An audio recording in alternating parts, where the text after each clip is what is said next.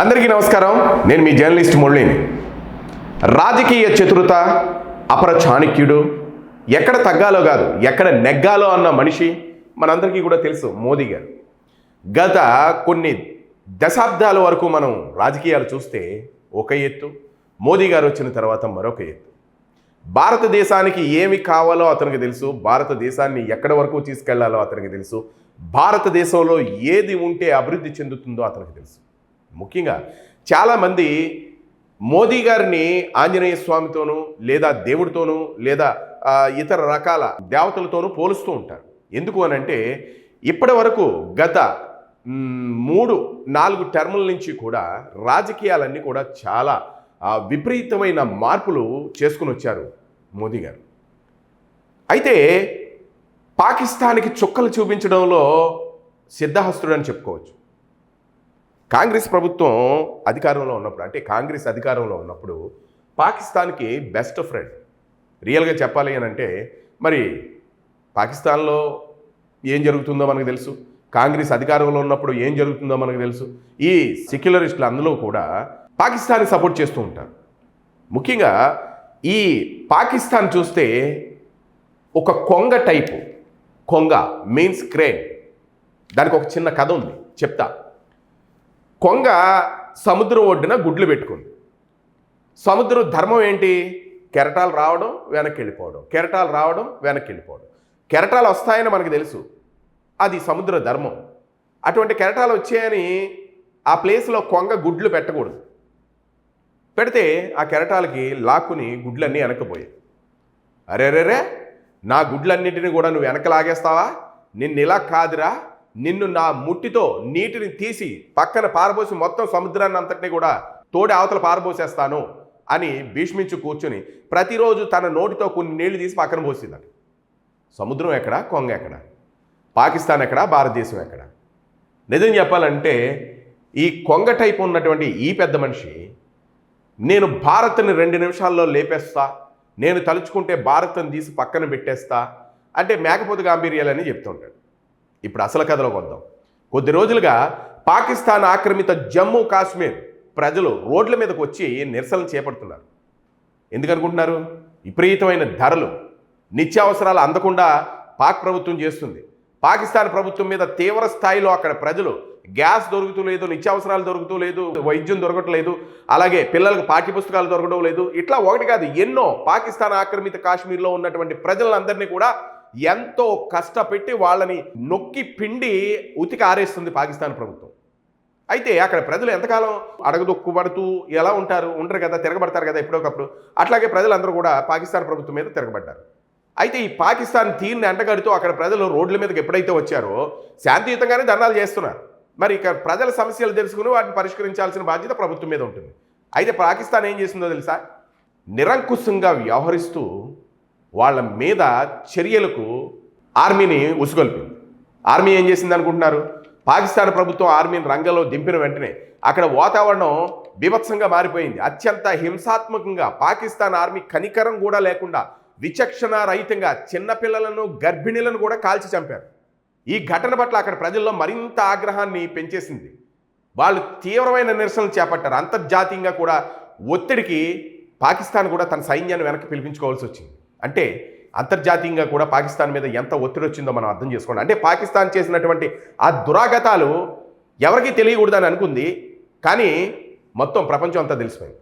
ఇక పాకిస్తాన్ ఆర్మీ వ్యవహరిస్తున్న తీరు పట్ల లండన్లో కూడా నిరసనలు వ్యక్తం అవుతున్నాయి. శాంతియుత చర్చలకు బదులుగా పాకిస్తాన్ ప్రభుత్వం మిలిటరీని రంగంలో దింపి కాల్పులు జరపడం పట్ల ప్రజలను అరెస్టు చేయడం వల్ల అంతర్జాతీయంగా ఆగ్రహం వ్యక్తం అవుతుందట. దీనికి తోడు అక్కడ ప్రజల్లో ఉద్యమం బీజాలు నాటినటువంటి జాయింట్ అవామీ యాక్షన్ కమిటీని ఉగ్రవాద సంస్థగా కూడా పాకిస్తాన్ ప్రకటించేసింది. ఇది ఉగ్రవాద సంస్థ అంటే మనం చూడండి, ఎల్టీడీ వాళ్ళని, అలాగే మనం హిజ్బుల్ ముజాహిద్దీన్, ఇటువంటి వాళ్ళందరినీ కూడా ఉగ్రవాద సంస్థ కింద మన భారత ప్రభుత్వం ప్రకటించింది. అయితే అట్లాగే మనం కూడా ఏం చేయాలంటే కొంగ తీరుగా ఈ మహానుభావుడు అక్కడ ఎవరైతే ఉద్యమాలు చేస్తున్నారో ప్రశాంతమైన వాతావరణంలో వాళ్ళ యాక్షన్ కమిటీని ఉగ్రవాద సంస్థగా ప్రకటించేశారు అయ్యవారు. అంతేకాదు పాకిస్తాన్ ఆక్రమిత జమ్మూ కాశ్మీర్కు మందులు, ఆహారం, కూరగాయలు, పాఠ్యపుస్తకాలు మొత్తం ప్రభుత్వం సరఫరా ఆపేసింది. దీంతో అక్కడ ప్రజలు తీవ్ర స్థాయిలో ఇబ్బందులు పడుతున్నారు. అయితే ఈ దమనకాండ బయట ప్రపంచానికి తెలియకుండా పాకిస్తాన్ కొన్ని నాటకాలు ఆడింది. అయితే ఈ నిజాలను కప్పిపుచ్చాలని ప్రయత్నాలు చేసింది. కానీ ఎక్కడ కప్పిపుచ్చే అవకాశం దొరకలేదు. కప్పిపుచ్చినా బయటికి రాకుండా ఉండలేదు. ఇక పాకిస్తాన్ వ్యవహరిస్తున్న తీరు పట్ల ఇస్లామిక్ దేశాల సహకార సంస్థ ప్రతినిధులు ఇక్కడికి రావాలని, వాస్తవ పరిస్థితులు అధ్యయనం చేయాలని పాకిస్తాన్ ఆక్రమిత కాశ్మీర్లో ఉన్నటువంటి ప్రజలు డిమాండ్ చేస్తున్నారు. దీనికి తోడు లండన్ ప్రాంతంలో కూడా పాకిస్తాన్ ప్రభుత్వానికి వ్యతిరేకంగా నిరసనలు కూడా చేస్తున్నారు. విదేశాల్లో స్థిరపడినటువంటి మీర్పూరి ముస్లింలు ఉంటారు కదా, వాళ్ళు పాకిస్తాన్ చర్యలను నిరసిస్తూ లండన్లో భారీగా నిరసనలు కూడా చేస్తున్నారు. ఫలితంగా పాకిస్తాన్ అసలు రంగు అంతర్జాతీయ వేదికలకు ఎక్కేసింది. ఇక పాకిస్తాన్ అసలు రంగు బయటపడిపోయింది. మేకతోలు కప్పుకున్న మరి నక్కలాగా పాకిస్తాన్ ప్రభుత్వ వ్యవహార శైలిని తీవ్రంగా తప్పుపడుతూ అక్కడ ప్రజలు నిరసనలు చేపట్టడం, తిరుగుబాటు చేయడం భవిష్యత్తు కాలంలో చోటు చేసుకున్న పరిణామాలకు బలమైన సంకేతంగా నిలుస్తుంది అనేసి అక్కడ ప్రజలు అంతర్జాతీయంగా వినబడుతున్నటువంటి మాట. ఇక పాక్ ఆక్రమిత కాశ్మీర్కు పాకిస్తాన్కు అమీ తుమి రెడీ అయిపోయిందనమాట.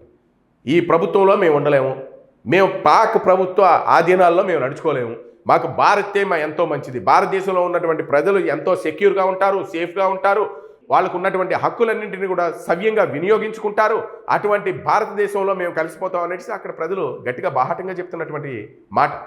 దానికోసం ఉద్యమాన్ని ఉధృతం చేసే దిశగా అడుగులు వేస్తుంది. ఇక పాక్ అల్టిమేటం ఏంటనుకుంటున్నారు, అక్కడ పీఓకే దాంతోపాటు 48 గంటల డెడ్ లైన్ కూడా పెట్టిందట. ఇక చావో రేవో అన్నట్లు పీఓకేలో పరిస్థితి కానీ కనిపిస్తే పాక్ దాష్టికాలకి ఇక ముగింపు పలుకుతామని పీఓకే జనాలు కూడా చాలా గట్టిగానే చెప్తున్నారు. మరి అక్కడ జనాలను కూడా తొక్కి అవసరమైతే కాల్పులు జరిపి ఒక పట్టానికి అంటే వాళ్ళ ఆధీనంలో తెచ్చుకోవాలని అయ్యవారు అలాగే మిలిటరీ అయ్యవారు వీళ్ళిద్దరూ కూడా ఆలోచించుకున్నట్టున్నారు. కానీ అక్కడ ప్రజలు మాత్రం మామూలుగా లేరు, తాము బంధాలను తెంచుకుంటామని అంటున్నారు పాకిస్తాన్తో. ఇక అక్కడ ప్రజల డిమాండ్లు కనుక 2 రోజుల వ్యవధిలో నెరవేర్చకపోతే మాత్రం పీఓకేలో ఎన్నడూ చూడనంత అతిపెద్ద ఉద్యమానికి తెరతీస్తామని హెచ్చరిస్తున్నారు. మరి నెల రోజుల నుంచి అట్టుడుకుపోతుంది పీఓకే. అక్కడ పరిస్థితి అంతా ఉద్రిక్తంగా మారుతుంది. పాకిస్తాన్ సైన్యం సైతం ధిక్కరించే పీఓకే ప్రజలు ఎదురొడ్డుతున్నారు. ఎక్కడ వాళ్ళు వెనక్కి తగ్గడం లేదు. పాకిస్తాన్ పాలకులకు తాము ఏమాత్రం తలగొక్కేది లేదని కూడా చెప్తున్నారు. అయితే తమ 38 డిమాండ్లను ఈ 2 రోజుల్లో వ్యవధిలో పరిష్కరించకపోతే కనీవినే రీతిలో మేము చేస్తామని చెప్పుకొని వస్తున్నారు ఉద్యమాలు. ఏది ఏమైనా ఈ నెల 30వ తారీఖు లోపు అక్కడ ఎన్నికలు జరుగుతాయట. ఈ ఎన్నికల్లో 12 సీట్లను శరణార్థులకు పాక్ ప్రభుత్వం కేటాయించిందట. దాంతో రిజర్వేషన్ల మీదనే పీఓకే మండుతుంది. మరి ఈ 12 సీట్లు పాకిస్తాన్ దాదాపు 4,36,000 ఓటర్లకు ప్రాతినిధ్యం వహిస్తుండగా మిగిలిన మరో 30 సీట్లు అయితే నేరుగా ఎన్నికల్లో పాల్గొనే మరి పీఓకేలో నివసిస్తున్న దాదాపు 33 లక్షల మంది ఓటర్లకు ప్రాతినిధ్యం వహిస్తారట.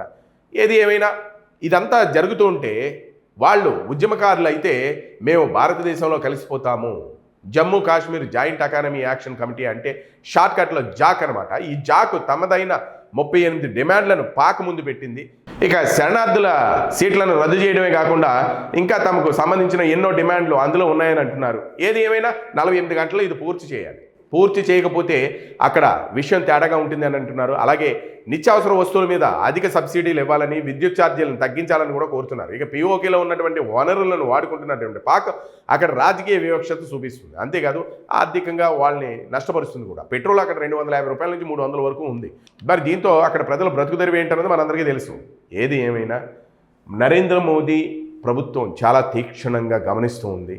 అతి త్వరలో ఐక్యరాజ్య సమితి వేదికగా ప్రపంచ దేశాల కనుసన్నల్లో ఉన్నటువంటి పాకిస్తాన్ని తన గుప్పెట బిగబట్టి పీఓకేని భారతదేశంలో విలీనం చేయాలని మోదీ గారు చేస్తున్నటువంటి కృషి, ఆ పట్టుదల, ఆ ఎత్తుకు పై ఎత్తు త్వరలోనే మనకి మంచి జరగాలని కూడా మనం కోరుకుందాం. అదేంటండి పీఓకే మన దాంట్లో కలిస్తే మనకేంటి అని అంటారా? ఎన్నో ఎన్నో ఎన్నో లెక్కలు ఉన్నాయి. ఆ లెక్కలన్నీ కూడా తెలుసుకుంటే మనకి చాలా ఆశ్చర్యంగా కూడా అనిపిస్తూ ఉంటుంది. మరి ఇక పాక్లో విలీనం కావడాన్ని ఎవరో వ్యతిరేకరించకూడదని, అంతేకాదు ఎన్నికల్లో పోటీ చేయడానికి విలీనానికి మద్దతు ప్రకటన చేయాలని నిబంధన కూడా పాక్ తీసుకొచ్చింది. అంటే భారతదేశంలో కాదు, మేము ఇందులోనే ఉండాలి అనేసి. అయితే ఏది ఏమైనా భారతదేశాల్లో కలవడానికి పాక్ ఎందుకు ఒప్పుకోవడం లేదంటే అక్కడ అటవీ ప్రాంతం ఉంది. మరి గ్రాఫైట్, పాలరాయి, రత్నాలతో సహా అరుదైన ఖనిజాలు అక్కడ సమృద్ధిగా దొరుకుతాయట. మరి ఇక తాగునీరు కొరతకు లేకుండా ఇక్కడ సింధు నది ప్రవహిస్తుంది. ఈ నదీ జలాలనే పాక్ తన పంజాబ్, సింధు వంటి ప్రాంతాలకు పూర్తిగా వాడేసుకుంటుంది. ఇక్కడ జల విద్యుత్ ప్రాజెక్టుల నుంచి వచ్చే విద్యుత్తును కూడా పాక్ వాడుకుంటుంది. మరి దీంతో దండిగా వచ్చే ఆదాయం అంతా పాక్కి పడిపోతూ ఉంటే పీఓకే ప్రజలు మాత్రం పేదరికంలో, దరిద్రంతో సతమతం అవుతున్నారు. వీళ్ళకి తెలిసింది వ్యవసాయం, అయినా వీళ్ళకి ఆకలి బాధలు తప్పడం లేదు. అందుకనే వీళ్ళ మంచి బ్రతుకు బతకాలని, పీఓకే నుంచి భారతదేశంలోకి రావాలని, భారత్లో కలిసిపోవాలని అనుకుంటుంది. ఇక గతంలోనూ మరి ప్రస్తుతం కూడా తరచూ భారత పాలకులు ఆక్రమిత కాశ్మీర్ని స్వాధీనం చేసుకుంటామని అంటూ ఉన్నారు. మరి మోదీ గారు ఆలోచన ఎత్తుకు పై ఎత్తులు అవి జరుగుతుందా అన్నదే ప్రశ్న. ఇక పీఓకే భారత్లో విలీనం అయితే లాభాలతో పాటు ఇబ్బందులు కూడా మనకు ఉంటాయి.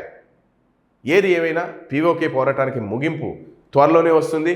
మోదీ గారు ఏ విధంగా దాన్ని స్వస్తి చెప్తారు, లేదు దాన్ని కొనసాగిస్తారు అన్నది, మోదీ గారు కొనసాగించడం ఏంటండి అని మీరు అనుకుంటారేమో. అంతర్గతంగా చాలా విషయాలు జరుగుతాయి, అవన్నీ కూడా త్వరలోనే మనందరికీ తెలుస్తాయి. మరి ఈ వీడియోపై మీ అభిప్రాయాలను కామెంట్ రూపంలో తెలియజేయండి. వీడియోని లైక్ చేయండి, షేర్ చేయండి. Thank you.